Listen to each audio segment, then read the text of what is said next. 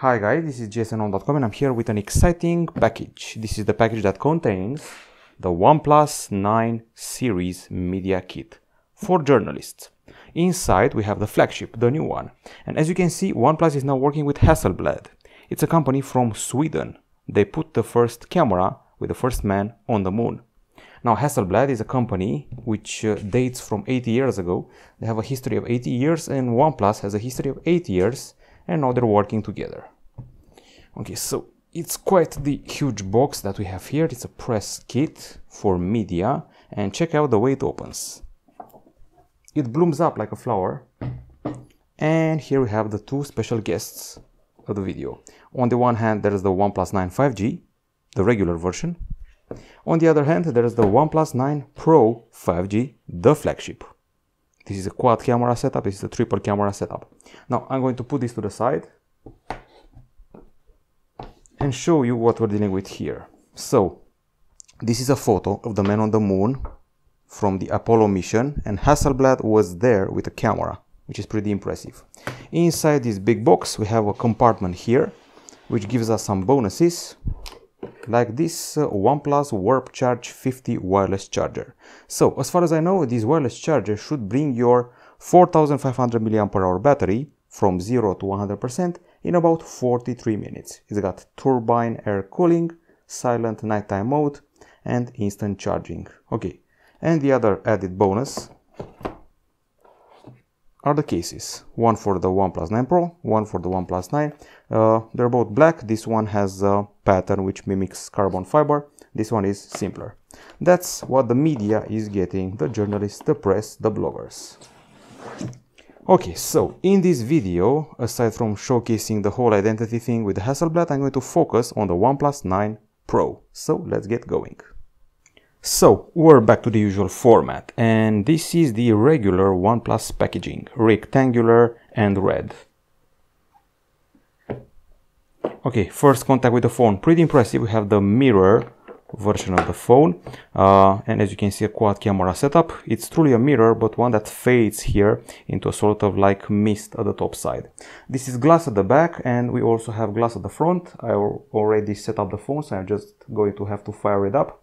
In case you're wondering about the price tag, it's somewhere around 950 euros, maybe 1000 euros. That's the price for Europe. First impression, not very slippery, quite grippy to my hand, and I'll say it again. It has glass at the front, gently curved, glass at the back side, and aluminum frame in between. And at the same time, it's got IP68 certification, which is something that the non-Pro model doesn't have. So the Pro one gives you the much desired IP68 certification. Okay, now let's see what's inside this rectangular box here. Okay, so as usual, we have this envelope which holds useful stuff, the EU contact, safety information, quick start guide, and a message here probably from the maker of the device. And also Hasselblad, its brand is ever present.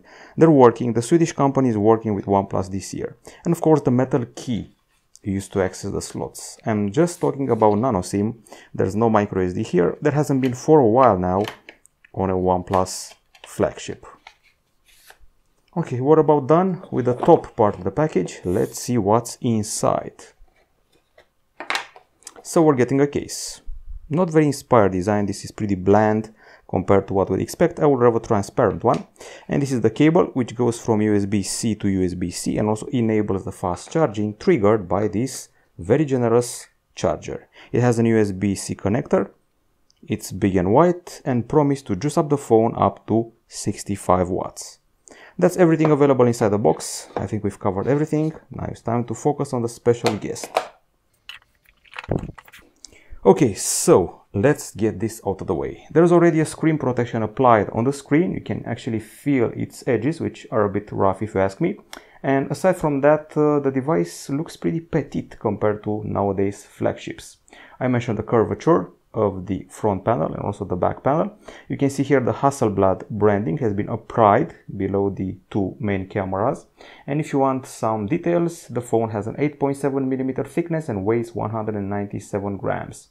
Now the screen you're seeing here, which is pretty bright, mind you, it has a 6.7-inch diagonal and it's a special AMOLED there is an AMOLED with an LTPO technology, which lets you go from 120 Hz refresh rate down to 5 Hz in order to save battery life. That happens in an adaptive manner.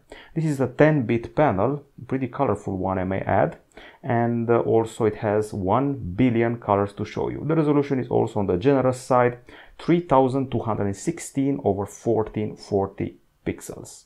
And the colors which we're using here, this one is called Morning Mist. It's a bit like a mirror. There's also one called Pine Green and Stellar Black. Now that we covered the screen, I feel I should mention that we have a fingerprint scanner in the display. As you can see, it works pretty fine.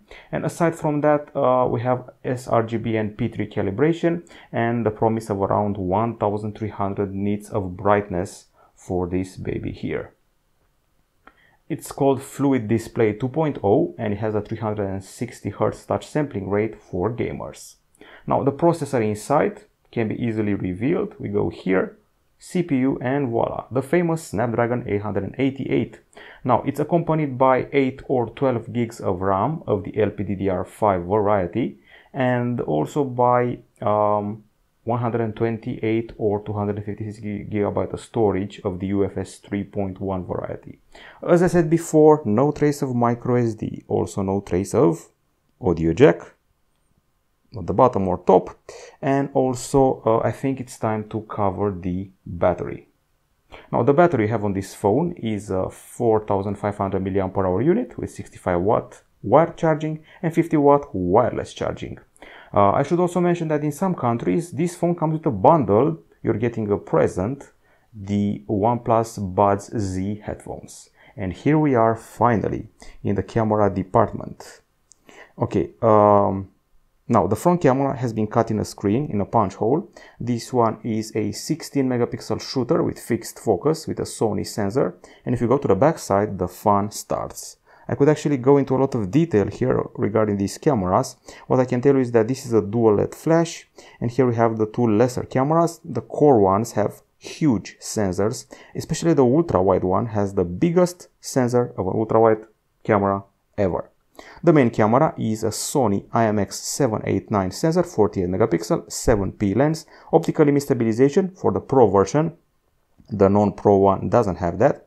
And well, the other one, the Sony IMX766, is special. It's got a huge sensor, it's an ultra-wide shooter, which also serves to take macro shots up to 4 centimeters. It has a freeform lens, which has a unique curvature, which lets you decrease distortion from the usual 10 or 20%, which happens for ultra-wide cameras, down to 1%. So that's a crazy amount of distortion. I mean, how little distortion we have here. Now, aside from those two cameras, there's a telephoto 8 megapixel shooter with 3.3x optical zoom and 30x digital zoom.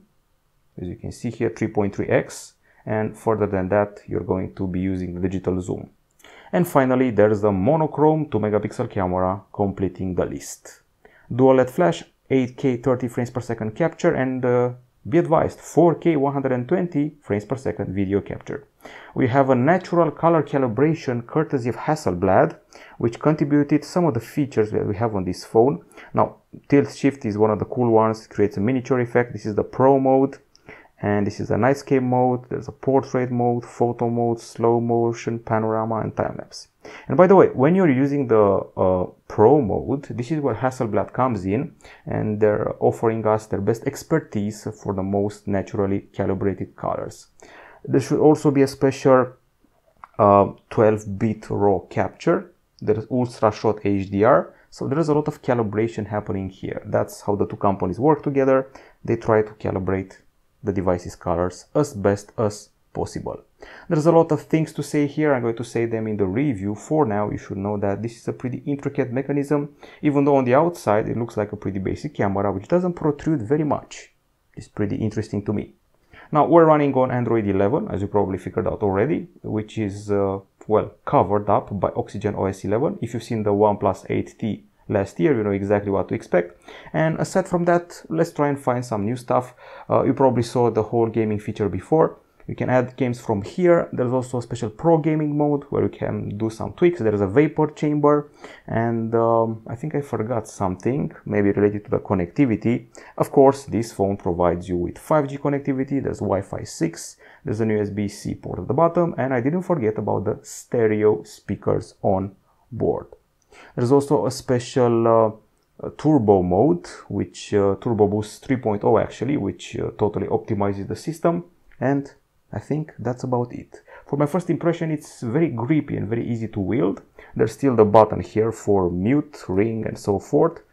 And here we have the power button, and on the left side we have the volume buttons. One thing that has changed here is the haptic motor inside. I feel that it's punchier now and offers an improved feedback, which will be felt especially in the games. Quick curiosity look in the display department to see the tweak you can perform for the refresh rate. So there's adaptive brightness, there's comfort tone, this is the advanced section. The resolution is set to Full HD Plus by default. You can set it to Quad HD Plus, and this is the refresh rate, smart 120 Hz or standard 60 Hz. Quite a few options here. That's something I noticed. There's a Hyper Touch, which can improve response time and can be useful in games. There's the Motion Graphics Smoothed, Vibrant Color Effect Pro, Dark Mode, and many more features. So, Hasselblad partnership sounds interesting. I look forward to seeing what the special features are. Some people may be let down by the zoom. OnePlus has never focused on zoom. They're trying to focus on clarity and colors, and maybe even video this time around. Let's actually go here and see how we can trigger the resolution. So this is 4K, and you can switch between 30, 60 or 120 Hertz. Frames per second, excuse me. This is the 8K, but first you have to go down to 30, and then you can switch to 8K video. And we also have a special nighttime video shooting mode, and we can do special video captures while moving with the ultra-wide camera, but more about that in the review.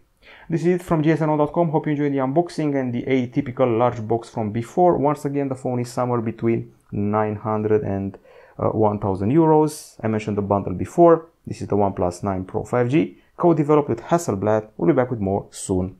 Bye bye.